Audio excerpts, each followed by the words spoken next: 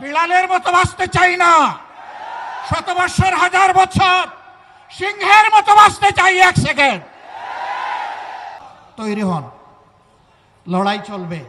জনগণের অধিকার আদায় না হওয়া পর্যন্ত জীবন যাবে, কিন্তু মাথা নত করব না ইনশাআল্লাহ। আর জুলাইয়ের সাথে যারা বেঈমানি করবে তাদেরকে ছাড় দিয়ে কথা বলা হবে না। বিশেষ করে যুবকদেরকে অনুরোধ করব, তৈরি হন। বলবেন আর কতবার জীবন দেব? দেশের জন্য যতবার প্রয়োজন আমিও তোমাদের কাতারে দাঁড়িয়ে বলছি, আমিও যুবক, জীবন দিতেই থাকবো ইনশাআল্লাহ। বিড়ালের মতো বাঁচতে চাই না, শত বৎসর হাজার বছর সিংহের মতো বাঁচতে চাই 1 সেকেন্ড। এর মাঝে আর কোনো কম্প্রোমাইজ হবে না ইনশাআল্লাহ। আধিপত্যবাদের কোনো ষড়যন্ত্র বরদাস্ত করা হবে না, সব কিছুকে ছিন্ন ভিন্ন করে দেওয়া হবে ইনশাআল্লাহ।